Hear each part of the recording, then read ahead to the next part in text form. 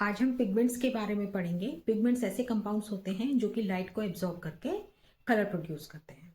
जो एग्जाम के point of view से पॉइंट हैं हमारे पिगमेंट्स में से जो एग्जाम में पूछे जाते हैं वो ये हैं कि जितने भी एल्गी होते हैं उनके अंदर पिगमेंट प्लास्टिड में पाया जाता है, लेकिन ब्लू ग्रीन एल्गी के अंदर पिगमेंट जो होता है वो साइटोप्लाज्म में पाया जाता है, इसीलिए उस साइटोप्लाज्म को क्रोमोप्लाज्म भी कहते हैं। ठीक है, तो अगर ब्लू ग्रीन एल्गा में आपसे पूछ लिया जाए कि पिगमेंट कहाँ पे प्रेजेंट होता है तो वो साइटोप्लाज्म में होगा, और साइटोप्लाज्म को क्या कहते हैं? क्रोमोप्लाज्म कहते हैं।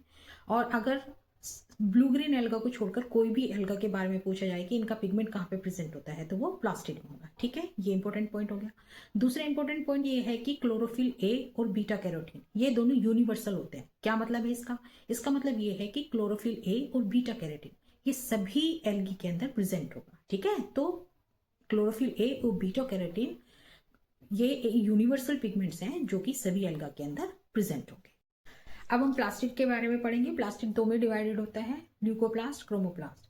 जो ल्यूकोप्लास्ट होता है वो कलरलेस होता है और जो क्रोमोप्लास्ट होता है वो कलर्ड होता है। जो क्रोमोप्लास्ट होते हैं वो फर्दर दो में डिवाइडेड होते हैं, क्लोरोप्लास्ट और क्रोमेटोफोर। जो क्लोरोप्लास्ट होते हैं वो उसके अंदर क्लोरोफिल ए और बी आ जाता है, और जो क्रोमेटोफोर होते हैं उसके अंदर क्लोरोफिल ए प्रेजेंट होता है, क्लोरोफिल बी एब्सेंट होता है।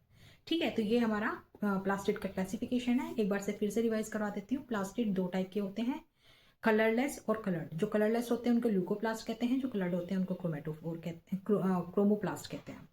जो क्रोमोप्लास्ट होते हैं वो फर्दर दो में डिवाइडेड होते हैं, क्लोरोप्लास्ट और क्रोमेटोफोर। जो क्लोरोप्लास्ट होते हैं उसके अंदर क्लोरोफिल ए और बी प्रेजेंट होता है, जो क्रोमेटोफोर होता है उसके अंदर क्लोरोफिल ए प्रेजेंट होता है, क्लोरोफिल बी एब्सेंट होता है।